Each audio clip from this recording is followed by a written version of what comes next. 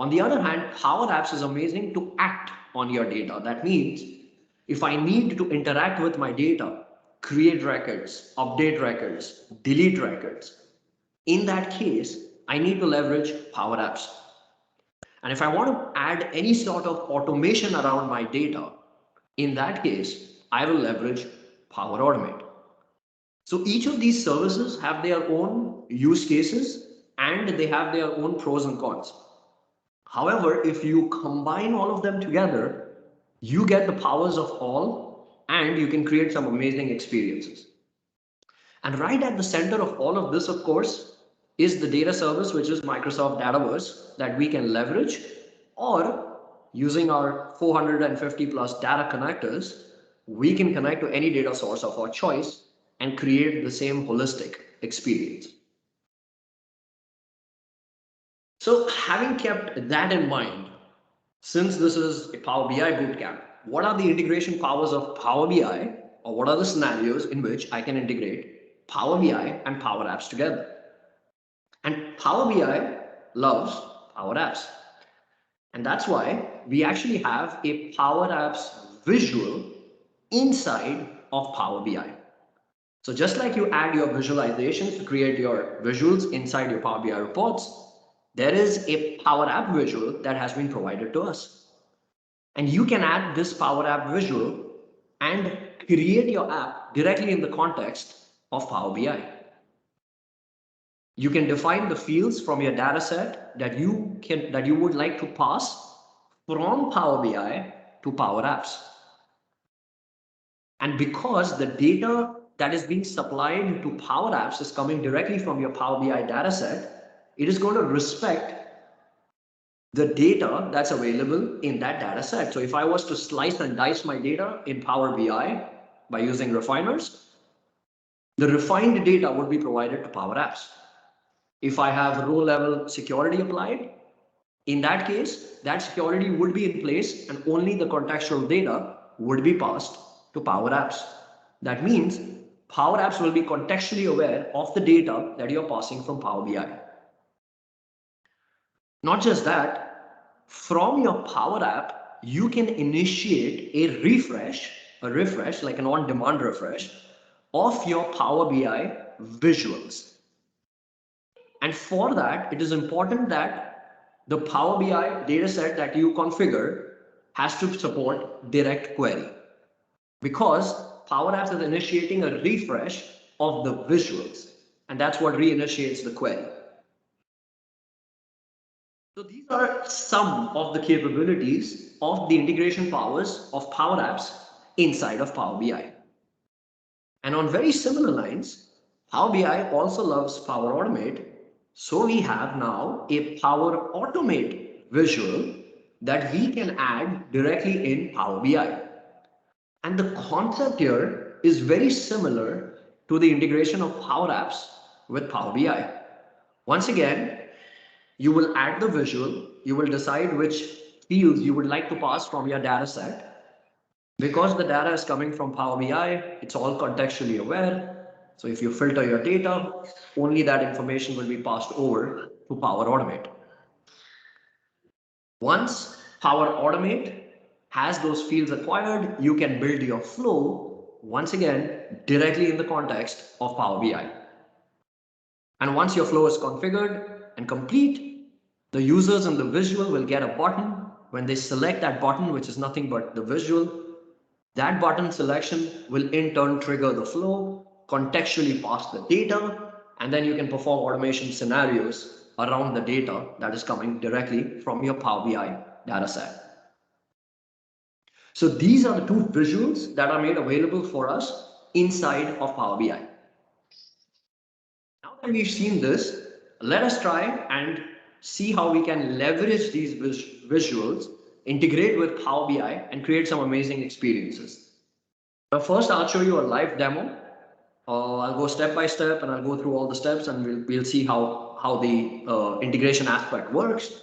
And then I will switch over to a more real world use case that I prepared using this combination of these visuals. Okay, So back to my screen. Once again, I'll need a few confirmations. Just a yes will do that you guys can see my screen, please. I'm going to look at the chat. Just give me a yes or a +1. Anyone? Hello? Yeah, yes. I Thank can you. see it, yeah. Thank you so much. All right. So back to my screen presentation. Here I have my Power BI desktop. And let's say I have a use case in which I have a table in Microsoft Dataverse, and here I am in Dataverse. I have a simple table called devices, and this has some basic information about the device name, the status of the device, and some additional metadata related to the device. So let's say I'm an organization who is handling some inventory management and I get devices in and out. I need to track them. I need to assign them to my users. And once they are done working with the device, I procure it back and so on and so forth. So this is where my data is. Now the use case that I'm showcasing is with Microsoft Dataverse, but this could be with any data source of your choice. Now my next step is to connect to Microsoft Dataverse. And for me to connect to Microsoft Dataverse in Power BI Desktop, I have all these options on the top to connect to various data sources. So if I want to connect to Dataverse, what I need is I need the environment domain. And the way I can get that is when you create tables in Dataverse, you create it specific to an environment. So here I can just head over to the admin center in the Power Platform, head over to environments, pick my environment, and just copy the environment URL right here. And I can go back to Power BI Desktop and just plug it in right here. Next, because Dataverse supports direct query mode as well, I have two options here to import my data. I will select direct query. That means whenever I access my report, my visuals will try and perform the query again to get the data so it looks like a live query is being performed. So here I'll select direct query and click OK. And this should now connect to my environment and provide all the tables that are available as part of that environment. My table is called devices, so I'll search for devices, select my table, give me a preview of the data. I'm okay with this. I'll click load. So this will now start creating that direct query connection against my table in Dataverse, which is my devices table. And once the direct query is established, the model is created, the schema is in place, I should get that data set created and showcased right here on the right hand side. So here I have my devices table. Now this is Power BI, so I can start adding my visuals. For example, show me the device name, show me the device status, maybe the device type, or just show me these three pieces of information right here, and I have that highlighted right here. Simple, the device name, the device status. I think I selected type as well, so let me just pick that. So that's the device type. Right? Power BI. Say I want to add visuals. I want to add a pie chart that shows me all the device statuses, right? So I'm just going to pick the status, drop it here, pick the status, drop it here. So now it should show me a breakdown of all my devices and the different statuses. So I have 4 in repair, 3 that are reserved, and 2 that are assigned. That's the current status. And we can add as many visuals as we like, connect it to our data set, bring all that data in, design a Power BI report. Power BI is great for visualizing data. But what if I want to act on my data inside my Power BI report itself? So, for example, I have this particular device. I want to change the status of this device to reserved. Maybe I'm reserving this for a specific user. How would I do that inside of Power BI? Right? Power BI can only read data. It can only consume and visualize data. For that, I need a Power App. Now, before I go into Power App, let me just add another visual here. So I'll add another chart here. I'm just going to place this at the bottom right. Why are you doing this, Reza? Well, I want to show you something else. And here, let's say I pick the device type, for example, right? So I have the device statuses showcased in form of a pie chart. I have the different types of devices highlighted here. Once I have this built out, I'm in Power BI Desktop. When you're working with the Power App visual or the Flow visual, I'll highly recommend you to use the service, because if you add those visuals here, it will anyways take you to M365 online to create those things. So I think it's better to just go there and build it. So I'll just go ahead and publish this. I'll click save. I'll give this a name, Power BI Bootcamp, and I hope I've spelled it right. I'll click save, and this should now go ahead and ask me which workspace I would like to publish this in. Let's say I say publish this out to my personal workspace, and this now is being pushed out. This report will go out to my workspace in Power BI service. Okay, once I'm done with this, I will head back to Power BI. And here I will go to, just refresh this 1 second, and go to my workspace. And in my workspace, here I should have Power BI Bootcamp, right? This is the report that I created and published from Power BI desktop.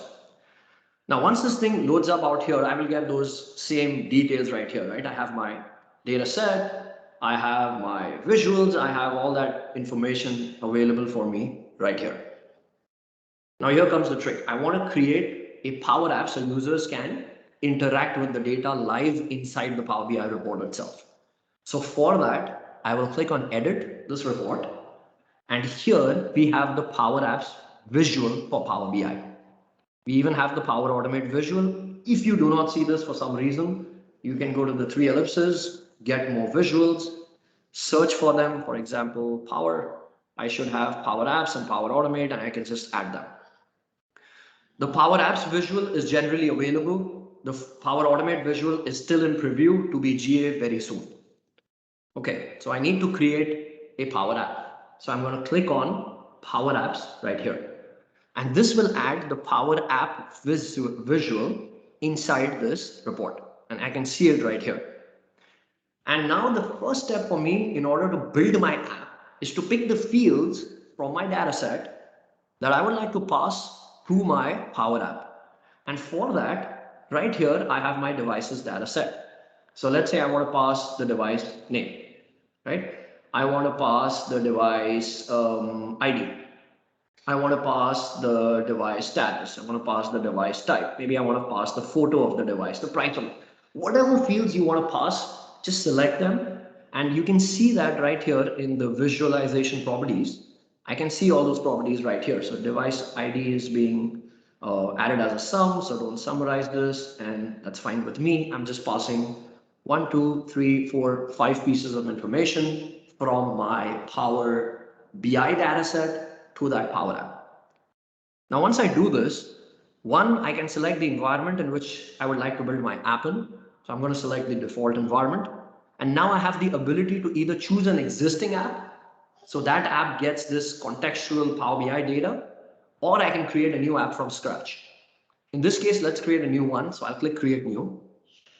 And the moment I do this, it will launch Power Apps directly from that Power BI report and will have a special object integrated into Power Apps. And that special object is right here on the left-hand side. It's called Power BI integration. You will only get this if you add that visual in Power BI, pass those fields, and then create your app or choose an existing app. Then you will get this integration object. And by default, when the app gets created, it comes with a gallery. It's a template. And in this, if you look at the items property for the gallery, it is Power BI integration.data. This is that integration object that has the data that's coming from Power BI, and .data gives me all the data. So let's say here, I will go to insert a label, and let's say this is my devices app, right? That's what my app is. And let's say we just add some color to this. I change the text color, center align this. This is Power Apps. You have the full experience here for designing your app pixel perfect. And here I have my list of devices. Let me just edit this. This property is coming from this item.device name. This was the field that I selected to pass from Power BI to Power Apps. So let's say I add another one here. And when I do this item dot, all those properties that I selected, those fields that I wanted to pass are right here. So let's say I want to show the device status. So here's the device status. Let's say I add another label in here to show the device, so device status, right? I want to add another label in here to maybe show the device type. So I can select my fields right here. And because this is Power Apps, you can even design your galleries. So let's say I pick this gallery style. And for the image, I'm already passing the photo. So this item dot photo. So this should show me the picture of my device as well, right? So I have the picture of my device, the status of my device. I have a lot of information here. Let's just add one more here. I'll add the device type. Okay. And this has gone ahead and basically built out my app. Now what I want to show, I'll kind of stop here. We're going to add more things to this app, but for now, this is my app. And I will go ahead and save this app. I'll call this my Bootcamp app. I will click save. So this will save my app inside Power BI. So save it and publish it. Once it's done, I can close this. This is important. Back to my Power BI report, you see how the Power BI report now showcases that app, and I can literally select this and move this inside of Power BI. So I'm just going to spotlight this, and let's say I move it, I place it here, maybe I select this one again. Let's kind of move this guy out here. Let's select this and kind of increase its height. And this will try and reposition the app based on the real estate that I provide here. So once I'm done with this, I can go and click save. Okay, so it's going to save my report. I'm going to refresh this. So what's going to happen now is it's going to try and launch that Power App right here inside the context of Power BI. So let's see that in action, right? Here's my Power BI report that has my visualizations, my data that's coming from that table, and here live is my Power App. Now, of course, the app doesn't look great in terms of the real estate that I've provided. So once again, I can just spotlight this and just increase the width so it kind of fits perfectly the dimensions of the app over mobile. So this is the real estate I have. So yeah, this looks much better. I can just position it here. Maybe I can increase the width of this visual, and I'll click save. And once again, I will refresh my report. Okay, so now we should have the app perfectly placed, centered right there in that visual, and I have my Power BI data set. Now I mentioned that the data that's going in Power Apps is coming from Power BI. So does that mean if I slice and dice my data, it will do the same thing in the Power App? Let's check it out. So let me select this one. The moment I select this, observe what happens on the Power App. Power App is now contextually aware of the data. It's only getting one record from Power BI. That's because it's being filtered, right? If I was to select multiple records here, once again, Power App would be contextually aware, and it will showcase those multiple records inside this app. You can see it's kind of refreshing right now.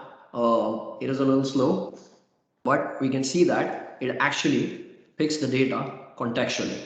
And this is true for any scenario. Show me everything that is reserved. So I select reserved, and just like that, it will now only show me the data where the status of my devices are reserved. And this should trigger it, and we should see that live. That means we have a live connection between Power Apps and Power BI. Great. But so far, even inside the Power App, I'm still just visualizing data. I'm not performing any action. So let's go and perform some action. Let's edit this. Let's head back to my Power App. So I've edited my Power App. So this takes me back to that Power App editing experience directly, contextually from my Power BI report. And once I'm in here, now I can add additional things. Now, one thing I need is a form screen so the user can fill out the form. That means make changes to the actual data which is coming from Microsoft Dataverse. And the first step I need is to connect to my database, because the data that's coming in from my Power BI dataset is read only. I cannot manipulate this data in Power Apps, but I can manipulate the database. And for doing that, I can go to data sources here, go to add, and here I have all my connectors available: SharePoint, Excel, OneDrive, whichever your use case is. In my case, my data is in Dataverse, so I'll just search for devices. Here is my table. I'll select it. and I have my devices table, the actual table in Dataverse connected right here. And now I want to design a form so I can make modifications to this. So I'll go to new screen and I will create a form screen. So this will create a form screen for me. Let's just quickly give this a title. Let's call this my form. Okay, and I spelled it wrong. Form. And here in this screen, I have this form control.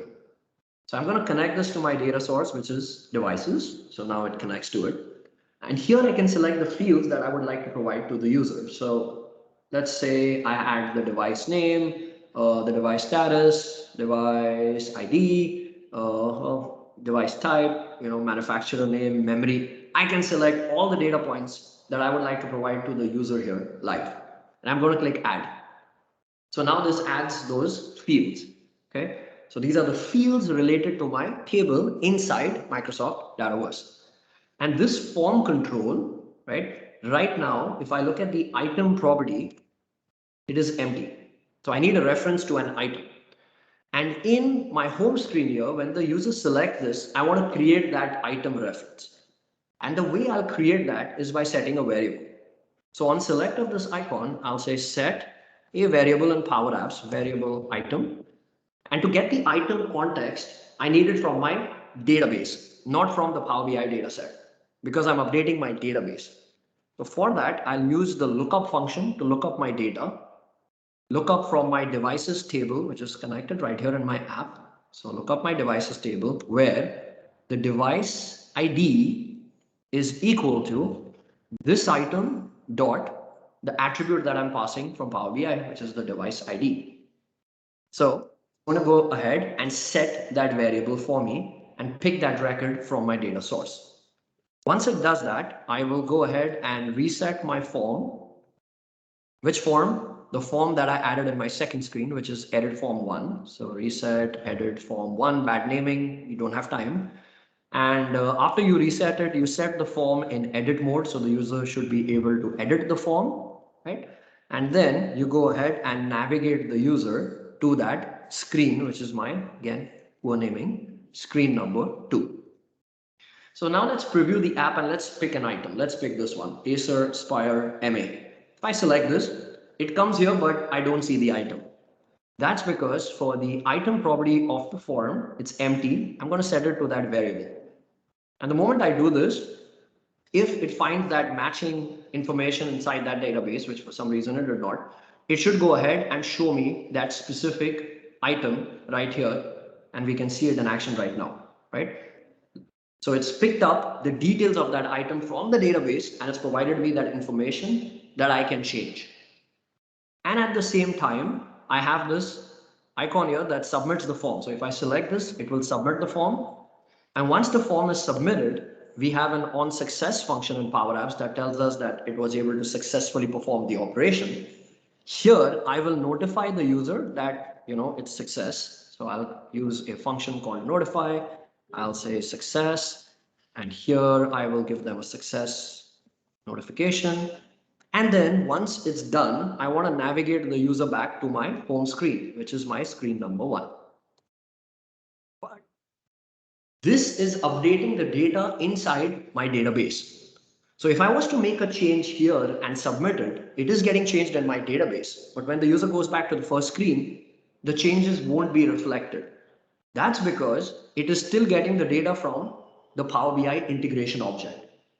So I need to refresh that Power BI integration object.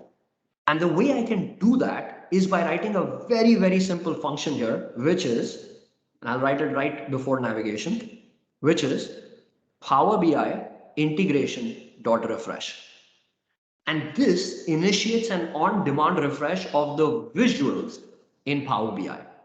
Remember, this has to be direct query in order for this live refresh to take place. If it's not direct query, from here, I can call a flow. Flow can go and refresh my data set on a schedule if I want to. So I can do things like that. But in this case, it's direct query. I can refresh it as many times as I want. And I'm going to refresh it only when a modification is truly made by the user. And this will go ahead and fire that refresh of my Power BI visual and then navigate the user to the first screen. So I'll see the updates live inside Power Apps and Power BI, both. So now that I'm done with this, here I will click the back function. So when the user selects this, it goes back. So now that I've designed this, let me go ahead and save this and publish this. Okay, saved, published. Once again, close. Once again, ensure you click save. Okay, report is saved. Hit back. Right click, refresh. Now, sometimes it takes a while before the latest version of the Power App is available here. So you may have to refresh this a few times so that the visual is not cached. Sometimes it does that caching piece. So if you run into that issue, it's just momentarily. I think the cache refreshes every minute, if I'm not mistaken. And once we have the latest version, which we do not have right now, once we have it, if I make a selection, it should take me to the second screen, which is nothing but my form screen. Not yet. Let's try the refresh again. Come on, speed up. Okay. I'm hoping it works this time. All right, now it takes me to that home screen, right? Now let's check this out in action, okay? Maybe I want to see the ones that are in repair. So what do? Very easy. I select the status in repair in Power BI. The data is filtered. Power Apps is contextually aware, and all the magic happens. Now, let's say this record, Acer Spire 1A0756, this specific one, okay? And you can see it right here as well, the 4890. I'm gonna select this and I want to change the status. Maybe now this device is out of repair and now I want to assign it to someone, right? So I'm going to change the status to assigned. I'm assigning it to someone. I made a change. Now when I click submit here, this is where all the magic is going to happen. When I click submit, it's going to update directly my database. Why? Because I connected my database in Power Apps and Power Apps can do that. Once I update my database, then I am even refreshing the Power BI report live. Now look at the magic when this happens, okay? Check in repair, this should go down from 4 to 3. Assigned should go from whatever, 2 or 3 to 4. If everything's right, okay, if the demo gods are with me. So I clicked on it, it submitted it, it says success. Now that Power BI refresh will trigger, and check this out. Now I only have 3 that are in repair. That specific record changed to assigned. And if I go to assigned right now in my Power BI data set, you will see that record right here because the status of that changed to assigned. So this is live manipulation or CRUD operations of your data inside Power Apps that is completely contextually aware of what's happening inside your Power BI report. And that is extremely powerful. So users are not only visualizing data, but at the same time, they are also interacting with the data live directly inside that Power BI report. And on very similar lines, I can do this with Flow as well. Okay, so I'm going to go right here. I'm going to remove all my, my filters. So I'm back to all my data now. And here, let's say I want to add a flow visual. So I'll add the flow visual. And once I do this, exactly same steps. What do you want to pass? Well, let's say I want to pass the device name. I want to pass the device ID. I want to pass the device status and maybe the device type, right? And device ID, I don't want to sum this. Okay, so I've decided what I want to pass. And you can always change this later. Once I'm done with this, I've decided what I would like to pass to flow. Right here in the flow visual, if I head over to edit, this now opens up Power Automate directly inside the Power BI experience. That's how the team or the product team has literally integrated this. If you noticed in Power Apps, it took me to a different tab. I'm hoping that the Power App experience also comes here, but look at the Power Automate experience is directly inside Power BI. And here now I can create a flow. They have some existing templates that you can leverage. In my case, let's say I want to send an email out. So I'll go to new, I'll pick an instant cloud flow. Okay, so I want to trigger the flow when the button is clicked. That's the only option I have. So Power BI button clicked. Where is this button? This button is nothing but that visual. And here I can add a new step. And just to show you the properties that are being passed, I'll add a compose action. And you can see that those fields that I selected to pass from the Power BI dataset to Power Automate, I can see them right here. Same concept as Power Apps, exactly same concept, right? And if I was to pick any of these, Flow will apply and apply to each loop. That's because the data that's coming from Power BI will be in the form of an array, right? It's an array of information. Now, even if I filter it to one, it's going to send me one record. If I have all the records, it's going to send me all the records. And let's say my use case is such that I just want to send an email with all the data. So what I'll do here is I will go to HTML. So I'll create an HTML table from the data that's coming from Power BI. And I'm saying create the HTML table, and I want to apply some styling to my table. I wanted to save some time, so I have my styling pre-created. So I add some HTML styling. And here I'm going to send an email. Okay, I'm going to send an email. Use this action in Flow. Who do you want to send the email to? To the person who has clicked the Power BI button. You see, I even have that information here. I'm going to pick this. What's my subject? Bootcamp demo, right? And what's the body of this email? Well, put my style and put that HTML table. I can give my flow a name, Bootcamp demo. I will click save. Now saving will save my flow inside Power Automate, and I have to still do one more step, that is apply this flow to that visual. And you observe here, I get this save and apply button. So I'm going to select this. So now it's not only going to save it, but also apply it. Once you get this message, if I head back to report, now I get this visual in the form of a button. See this? The button says run the flow. Right? I can make this look like a button, place it here. I can change the text. I can do all of that, all of the good stuff here.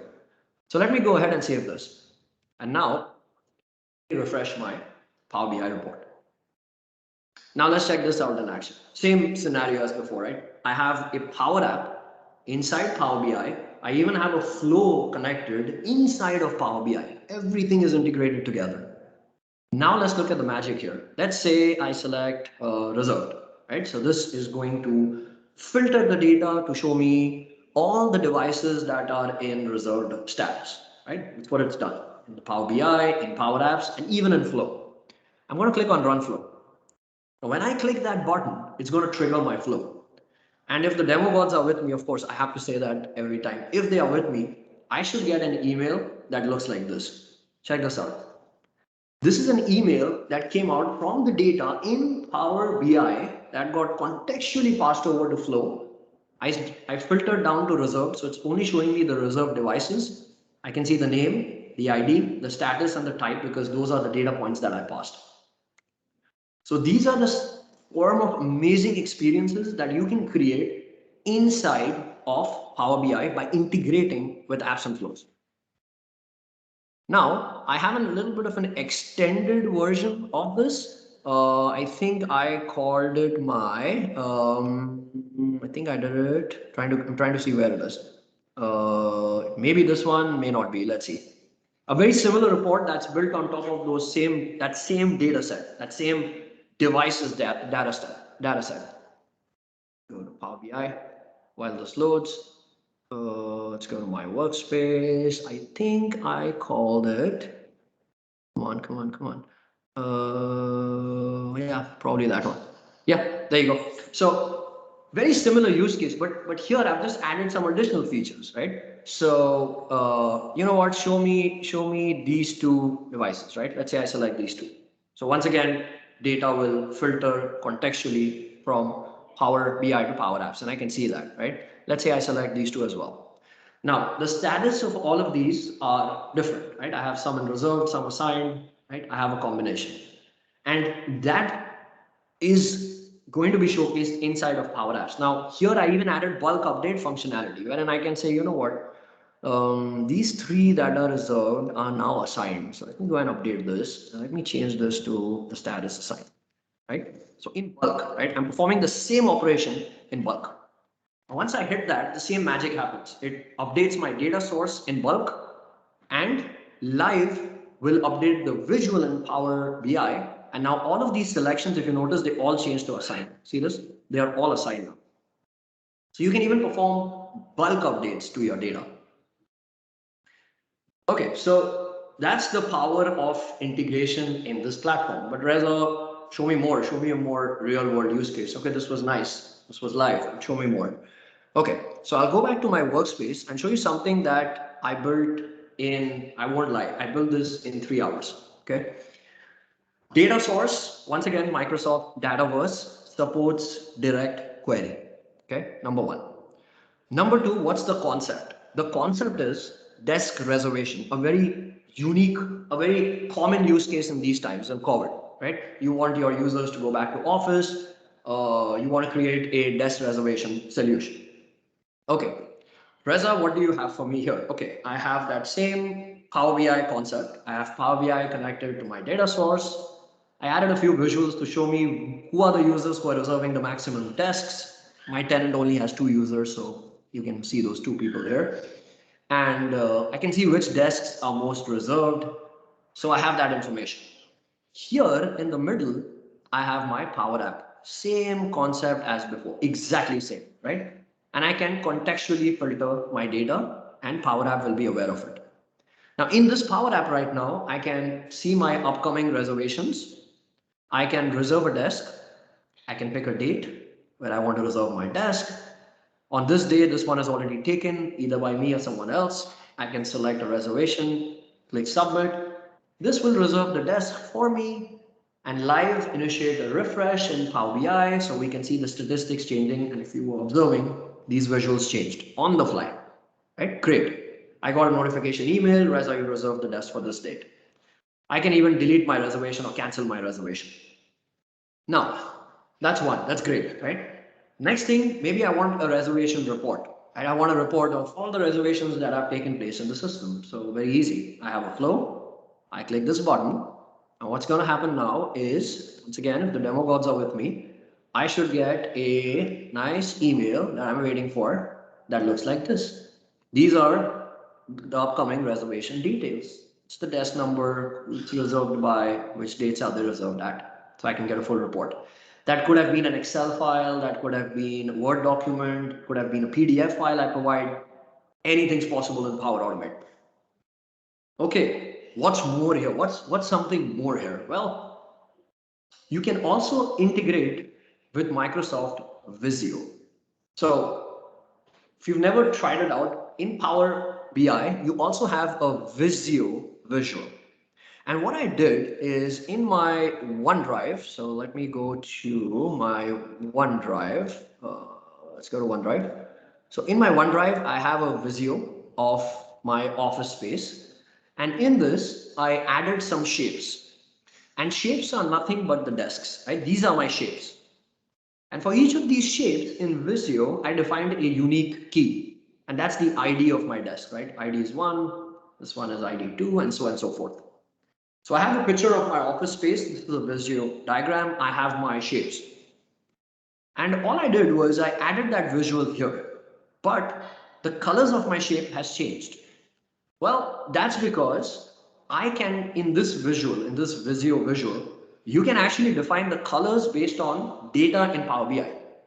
So I can say, you know what, desk numbers 1 to 7, put them in the light blue color. You see, it's light blue. I can change the color. Let's change this to green. You see, these change to green. So I can change the color of my desks based on ranges, based on actual data. I could have even done it when a desk is reserved, change the color to red, right? Because it's taken. So those capabilities are available for us inside the Visio visual, once again integrating with Power BI. But don't forget, the data set is the same. Visio is getting the integrated data set from Power BI. Power Apps is getting it. Flow is getting it. So why not integrate all of them together? Now check this out. Let's say I want to reserve a desk. I can, of course, zoom in, zoom out, right? I have those full features here in Visio. Let's say I want to reserve desk number 12. Now observe this. I will select it. It will zoom into that desk. It's the shape that I selected. Now check the magic. Because I'm filtering the data in Power BI by selecting that visual, Power Apps will be aware that Reza has selected desk number 12. You see this? It's actually showing me that I want to reserve desk number 12. Even the visuals are filtered. Even Flow now will only have desk number 12. That's because they are all integrated and connected to each other. And now I can say, yep, I want to reserve desk number 12 on the 24th. I click submit. Guess what? I will get desk number 12 reserved for me on the 24th, and all the statistics now will start changing on the fly because I initiated a live refresh. That's the true power of integration, right? You can integrate this with Visio, Power Apps, Power Automate, and of course you have Power BI at the helm of all of this. I hope you enjoyed this demo. All right, I am going to switch back to my presentation, and I promise I'll keep time open for questions. So, not wasting any more time, let's straight away get into your questions that you have for me. And if you would like to connect with me, these are my details. If you like that desk reservation solution that I showed you, that's my last video. I covered it from end to end. You can see how I built it and what were the key components that I used and how I integrated the shapes together. So if you want to learn more, check that out on my channel. And of course, these are all the details to connect with me. And thank you for giving me this opportunity. The floor is open for questions. Anyone from the team who's going to help me questions? Yes. Or I need to get it. So right. No, I'll read them out for you. Is a thank yes, you. Please. I mean, firstly, the comments are absolutely crazy, and everybody really enjoyed that. So yeah, thank you. That was absolutely incredible. Some of the stuff I saw. Thank you. Thank you. And for some folks who say Reza doesn't breathe, yeah, I don't breathe. I just keep going. So sorry if I was fast. I'm sorry. I wanted to keep it in 50 minutes, and I wanted to keep time for Q&A. So let's go for it. Yeah, no, it was absolutely amazing. So the first question is from Fernando. It's asking about how long it took to build the desk reservation solution. Sure. So it took me 3 hours to build this. A couple of tables, one for maintaining the desk numbers to relate it to the Visio IDs, very easy, 21 desks, 21 entries. Second table to have the desk reservation information, so who's reserving it, what date, what time, which desk. That's it, just 2 tables, very simple, very basic. This is just a prototype. I am no Visio expert. My friend's wife is, so I reached out to them. I was like, I need a Visio. They built this for me. Very, very gracious enough to do that. They gave this to me, and I just hooked up the shape inside, connected it.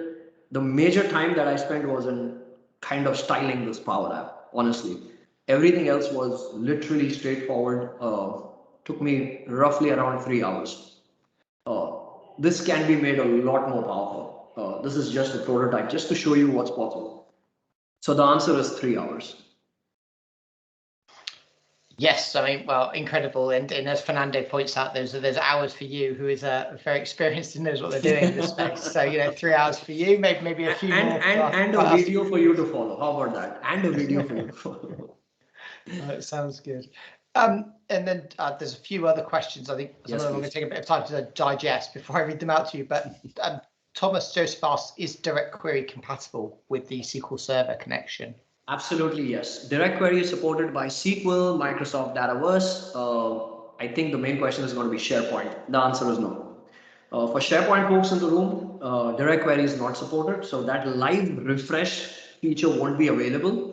But of course, you can schedule your refreshes, and you can also trigger a refresh directly from Power Automate. Power Automate has an action which says refresh my data source. Like an on demand, of course, you are limited to how many refreshes you can make in a 24-hour period, depending upon your license.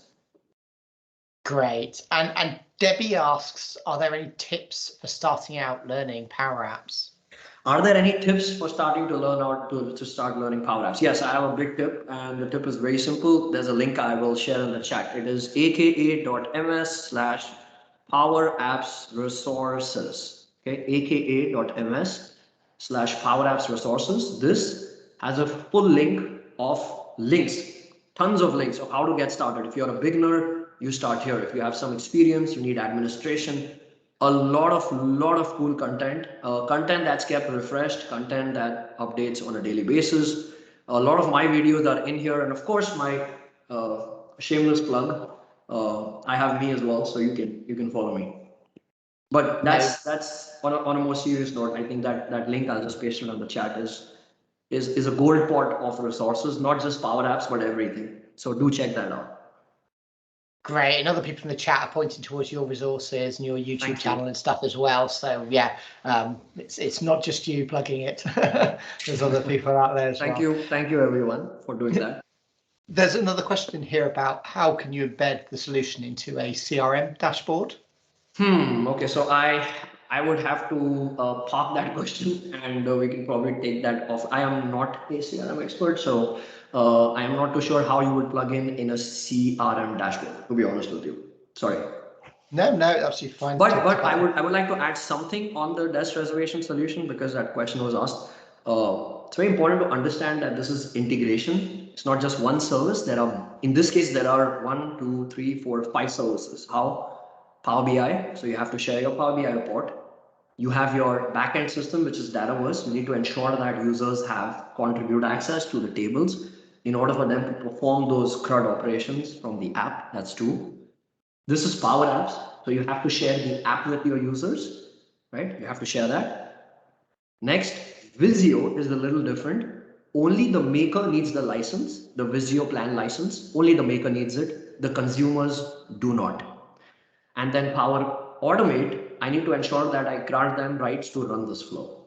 So because I'm integrating multiple services together, I need to also ensure that I am granting the right access and of course the right licenses to my users depending upon the components I use. So I hope, I know I did not answer your question directly, but I hope that gives some insight. No, great. That's very useful. And then there's a few more questions still coming through. I wonder if we'll get through them all today. Do you mind giving a quick overview and explanation of what the Dataverse is?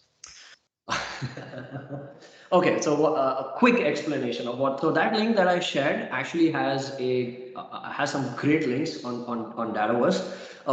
Just to give a quick overview on what Dataverse is, it is not just a database; it is a full data service. It is backed by Azure SQL. It is backed by a lot of Azure services, so you have the ability to scale it up or down as your data grows. It's a service. It automatically beefs up the resources at the backend for you. The data is relational in nature. It comes in with a lot of rich data types. I can vouch for this. No other data source will provide as powerful data types and relational integration capabilities as Microsoft Dataverse. And with that, you get a lot more things. You can build special types of apps called model-driven apps. It's the same backend as Dynamics. So it's nothing new. It's an architecture and infrastructure that Microsoft has been using for ages. It's been extremely successful, and that's a 5-line overview of Dataverse. There's a lot more to it, but that's just a small overview of what it is. Yes, no, I realise you can't go into the full depth you'd like to in the small amount of time you've been afforded. And just for the folks who are getting confused, you don't want to use Dataverse, don't use it. The same solution, I actually built this for a customer, not desk reservation, something else. We did it with SQL. So same solution works. Okay. You can do it with SharePoint as well, your choice. Great. And actually, that leads on quite nicely to the next question, which talks about write back. So there's a question on whether write back can be done to SharePoint stroke Excel files and also to Power BI datasets. To Power BI datasets is a no. To Excel and SharePoint is a yes. Power BI data, so that integration object that you saw, that is read only. When you're talking about Power BI datasets, if you're talking about streaming datasets and all, yes, you can call a flow from Power Apps and you can add data to it. So yeah, you could do things like that. But any connector, I'll make it simple. Any connector that's available in Power Apps or Power Automate, any connector, you can leverage that. So you're not limited to just SQL or Dataverse. Anything, it's your choice. To live refresh the visuals like I showed you, that requires you to have direct query, and direct query is only supported by a certain set of data sources, and you would have to read the documentation for that. So I hope I was able to answer that one. No, great. And we've just got a couple of minutes left and there's a couple of questions. So Rakesh, I'm going to ask you if you could please simplify your question. I can't quite think how to boil it down to a simple question to ask to Reza. So might that one to be slightly simpler. Let me try and there's see another if I can question read the here. chat. Okay, keep going. There's another question here, which is from Jack, which is where can we find info on the costs associated with using the apps and the connectors?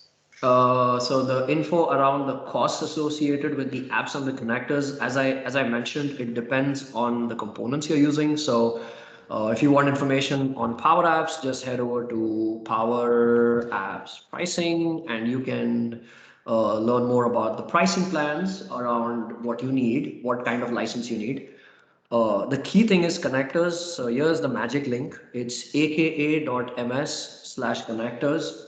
So I'll put that in the chat. This will take you directly to the connector suite in docs.microsoft.com. Here, if you go to list of all connectors, this will list out each and every connector that's available in the platform today. And let's say you pick any connector here. Let's say I want to pick Azure Automation, right? If the connector has this diamond symbol, we'll try and zoom in, okay? If the connector has a diamond symbol, that means it's premium. Premium means you need a premium license, okay? If it does not have that, then the standard license covers it. For example, approvals, right? If you have the standard licensing, which is your office licenses, E1s, E3s, 5s, you are covered for apps and flows. But if you're using any premium connectors, so for example, Reza, we were using Dataverse. So is Dataverse a premium connector? Well, let's search for it. If I go to Microsoft Dataverse, it is premium. So yeah, I need a premium license for that. So yes, that's how you go about knowing if you're interacting with a connector that's potentially premium. SQL and Dataverse are premium, SharePoint is standard, and these are the top 3 data sources in use. So I'll just mention that. No, that's actually incredible, and thank you. I think we'll have to leave it there from the questions because we run the risk of going on to the absolutely. So I don't want the next presenter to not have enough time. So if anyone has any further questions, you can go to Twitter, follow me there, send me a DM, or just send me an email. Or the best way is go to my YouTube channel, put it in the comments.